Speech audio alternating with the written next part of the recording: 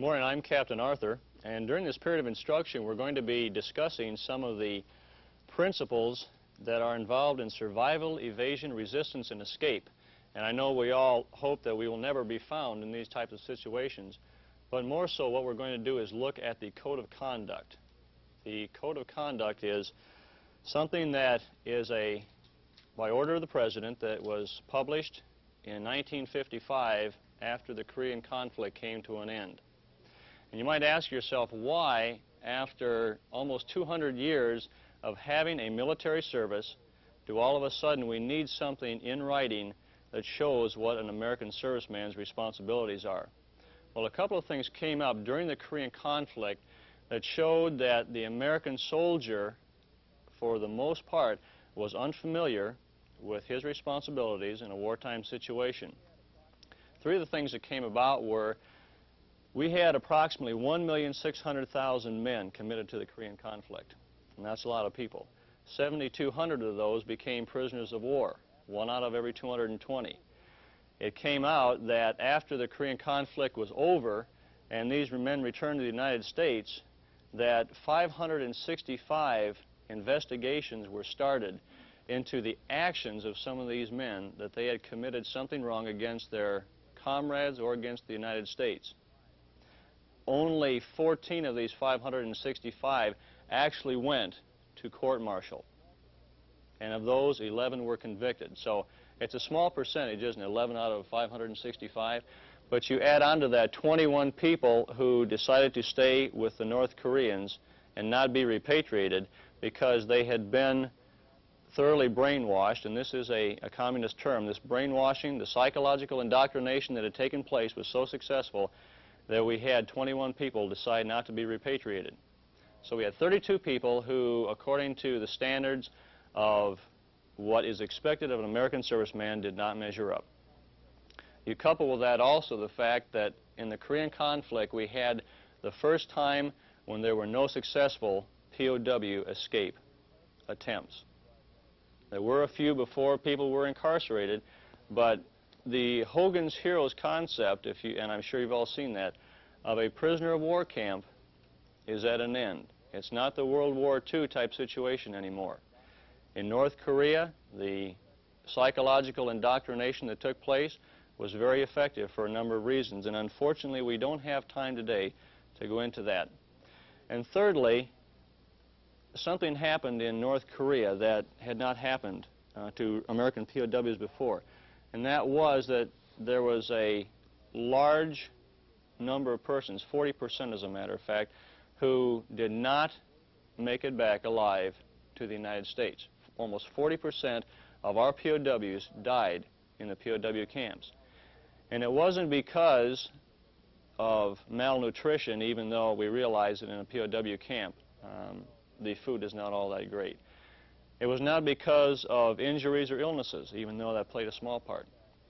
For the most part, the men did not make it back because they had simply lost the will to survive.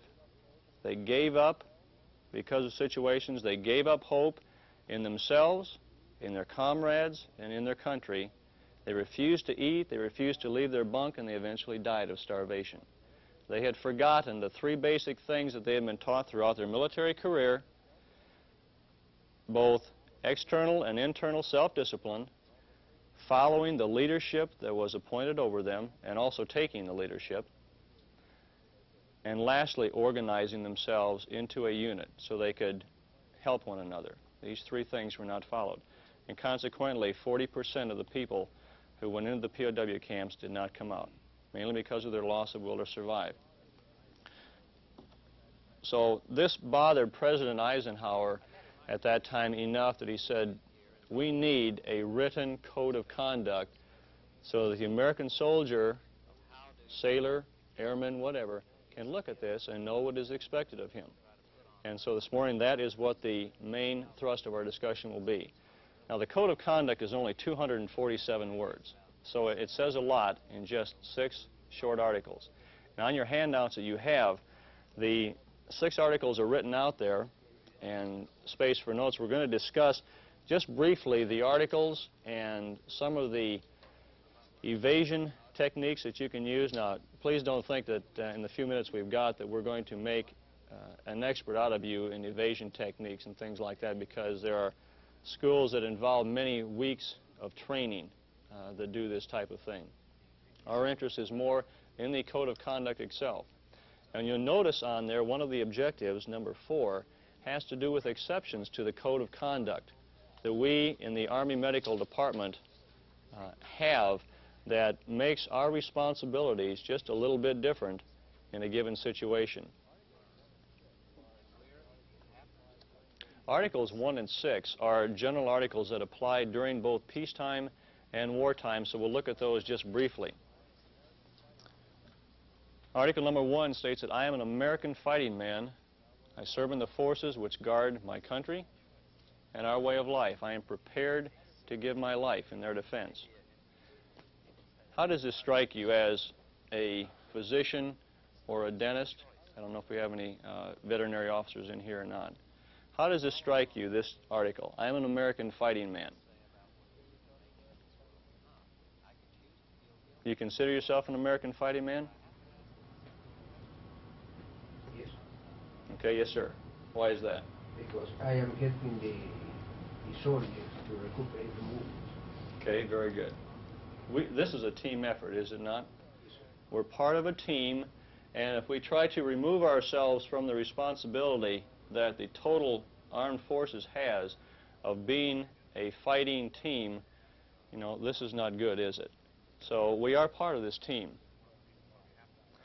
Did you ever notice I ask this question a lot to classes? How many of you, when you raise your hands for the first time, ever seriously give thought to the fact that you might be called upon to give your life in defense of your country? And I usually get about 10%.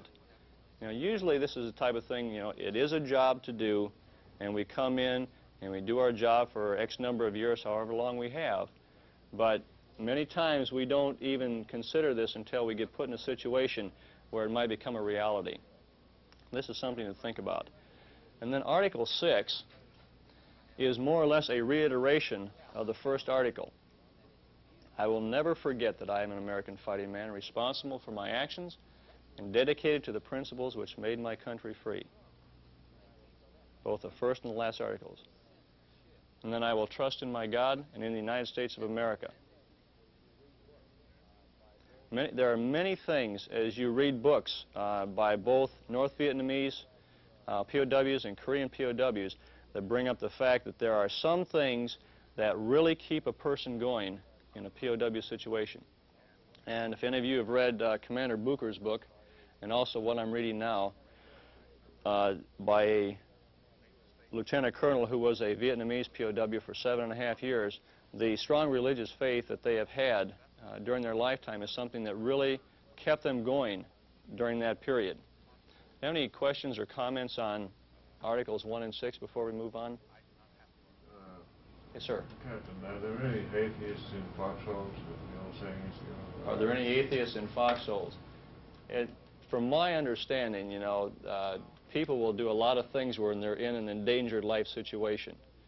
But it's been found, and psychological studies were done of returning POWs from Korea, that found that those people that made it through with the least psychological damage were those not who had supposedly had a foxhole religious type experience, but those who had internalized within them these religious concepts and beliefs for many, many years.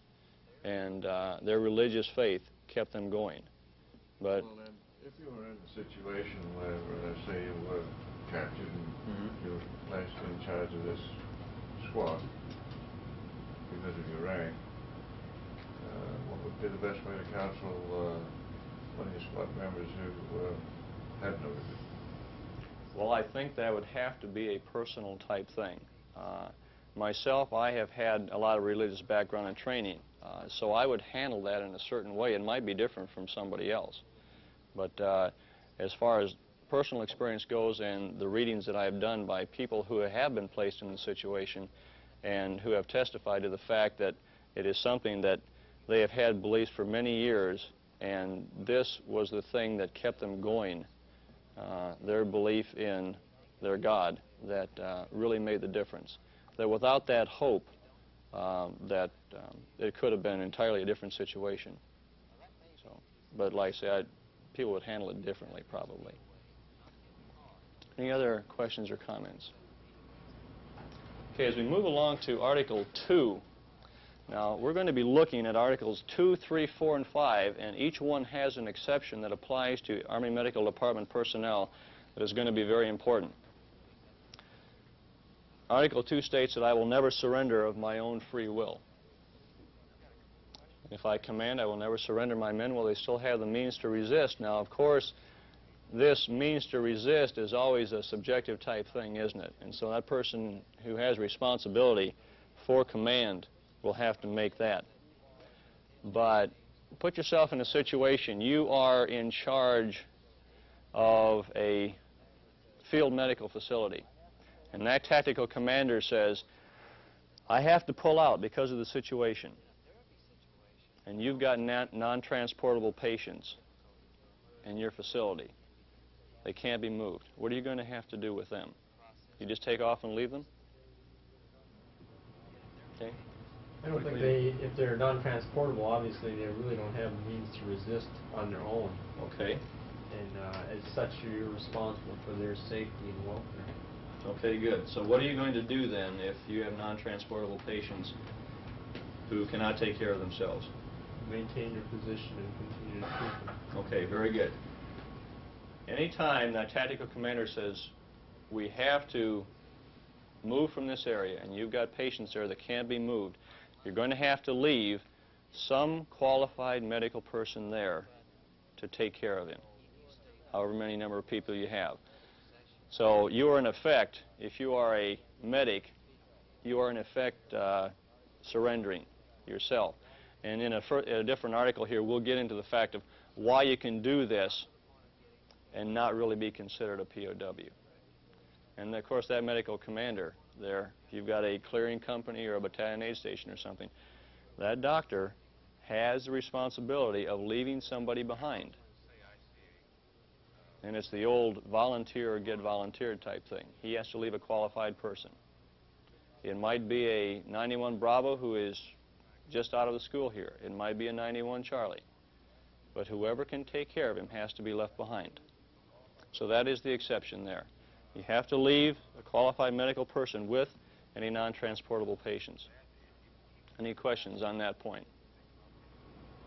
And as I mentioned, we will get to one in just a minute where we can do this and not be considered POWs. Okay, now we have, of course, let's leave ourselves some alternatives, right? You know, if you don't want to surrender, what do? Okay, just consider we do not have any patients. We have moved our patients, and we don't want to surrender. We still have the means to resist, and you're in charge of a medical facility here in the field. What are you going to do? Okay, one of the things we can do is defend in place. Now, granted, for the most part, we do not have that many organic weapons, do we? 45 caliber pistols and M16s, rifles, to effect a defense in place. But normally, if the tactical commander is smart, he will have located your facility in some kind of a location where at least he can either defend it easily or get replacements to you. If he is not, and you cannot stay there and effectively defend your treatment facility, the next thing you would have to do is to effect a breakout. Now here we get into offensive operations, don't we? These are things that get totally away from the AMED concept of things and get into offensive operations. And that is mustering your forces to move from that location to some place that is not in enemy contact. And once you do this, you will lose certain protections under the Geneva Conventions of 1949 that we'll discuss in just a minute. Number 3 is something that we in the AMED don't think too much about, and that is deeper penetration to conduct guerrilla activities.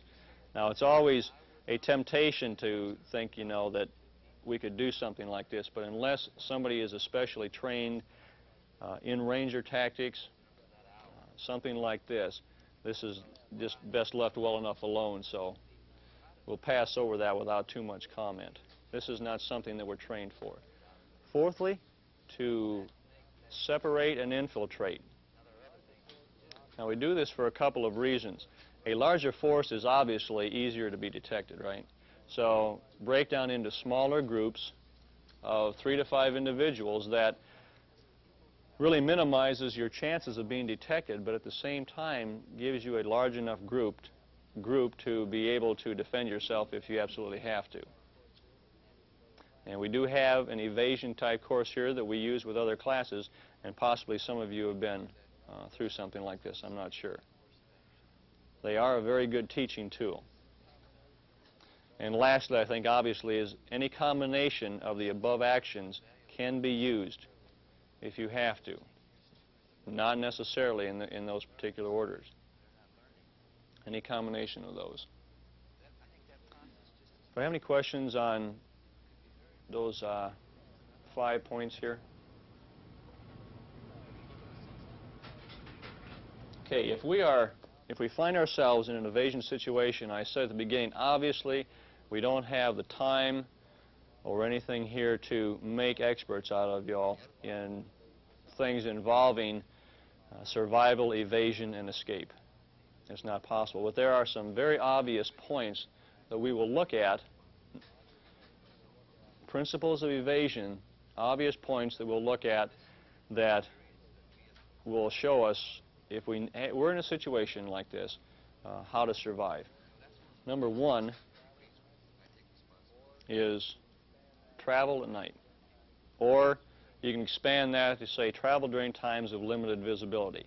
Obviously, unless the enemy has equipment that aids their night vision, like we do with the starlight scopes and various aids, your chances of being detected by traveling at night will be much greater.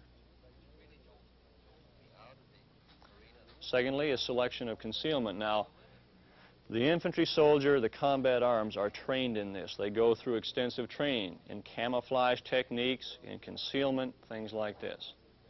And what it boils down to for right now is that we don't obviously travel across open fields during broad daylight type thing.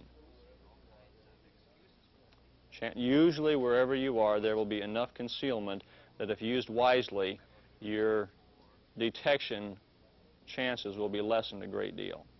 So selection of concealment. Avoid urban areas. Avoid urban areas. There are a couple of reasons for this. Can anybody tell me what one reason might be? Why we would avoid urban areas? Populace might be unfriendly. Okay, good point. Populace might be unfriendly. And chances are, if you were behind enemy lines, the populace would be very unfriendly, wouldn't they? Good point. Anything else? And therefore, following right on that, if they were unfriendly and you were walking around, your chances of detection would probably be quite a bit greater, right? Now, even though we, for the most part, here are Anglo-Saxon, if we were in Southeast Asia, we just wouldn't fit in, would we? You know, you might look like a populace in Europe, for example. We might fit in as far as looks of the people, but language fluency would come in, mannerisms would come in, things like this that could really hamper our escape efforts. We just wouldn't fit in, regardless of how much we looked like or thought we acted like the population. There's another reason, and perhaps some of you have seen something like this or similar to it. Does anybody know what this is? Right, it's exactly right. It's part of an escape kit. It's called a blood chit. Blood chit, C-H-I-T. And this is issued to personnel who are more likely to come into enemy contact. And what this does, it's got the American flag at the top, as you can see, and it explains that you are an American fighting man in need of help. And it offers a reward to anyone in the indigenous population there who will help you. All they have to do is turn it in to the authorities, and they will get a reward. This comes with gold bullion for trading, It was issued in Vietnam and with barter things like watches, gold bullion, etc. And this is from Southeast Asia. It's got about 20 languages on there indigenous to that area. And it is a serial number item, so it is accountable. And you would give this then to anyone who would help you. Now, why do we say avoid urban areas? Well, chances are, if anybody is going to help you, it would be in the rural areas where they cannot be detected either. Because the people who are going to help you are going to be few and far between, aren't they? There might be some kind of underground movement that will, but you would more likely find these people in the rural areas where they will not be detected as well. So those are the 2 or 3 reasons there for avoiding urban areas. Next, and we'll look at these 2 simultaneously, conserve food and conserve strength. Now, obviously, again, if you're traveling in an evasion situation, if you're going to go against some of the other principles like travel at night and selecting concealment, if you had to go long distances over open areas, you would not choose to do that, even though it was the shortest means of getting back to friendly territory. So you would probably spend several days in this type of situation. And if you did, you would have to conserve your food because you might not have that much to go along with. You don't eat everything at once, you don't drink everything at once, because you get into 3 days. We had many soldiers in Korea and Vietnam who did just that. They consumed all of their food at one time, and then 3 days later, they were so malnutritioned and had not conserved their strength because of it that they were captured. They could not go on any farther. Conserve food and conserve strength. And lastly, and possibly one of the most important, has to do with not stealing any critical items. Don't steal any critical items. Okay. For example, that's a good point. What do we mean by a critical item? Vehicle, good point. Vehicles. Announces your presence. And what you bring up is very important because in an evasion situation, what is one thing you don't want to give the enemy? Let them know you're there, right? Obviously. You want to stay as far away from people as you possibly can. And so you start stealing things like vehicles, communication equipment. You know, in the military, we have to sign for a lot of stuff, don't we? And you can believe if you're going to steal something from, you know, some private or equivalent, and he's responsible for it, you know he's going to start raising a fuss about it. So vehicles, communications equipment. How about weapons? Suppose you find yourself in a situation where you don't have any weapons, and you have a chance to get one. What do you do about that? I see a shaking head up here going this way. Okay. Opposing view. You say no. Why would you not want to steal a weapon? Wouldn't that help you? It might give you a limited amount of defensibility, but the amount of defensibility as opposed to the fact that, you know, a native isn't going to steal a weapon probably. It's going to be an indication of some hostile reaction or action involved. You're going to bring all sorts of fire and brimstone down on your head. Okay, you made a comment. Yeah, as soon as you shoot it, they're going to know you're there. Sure. The first thing, you get a gun, and what's your motivation to do? To use it, right. And so, even in the Ranger School at Fort Benning, Georgia, and in the Air Force, SEER, Survival, Evasion, Resistance, and Escape classes that the Air Force has, the Navy has, the prime thing is, unless it is absolutely necessary, try not to steal a weapon because you will be motivated to use it and give your position away and get closer to people because you feel you can defend yourself. And it might sound kind of funny at first, but what Captain Engel Scott mentioned up here is very important. That it gives your position away, you will use it, and you want to stay as far away from people as possible. Any further questions or comments on these 6 principles of evasion here?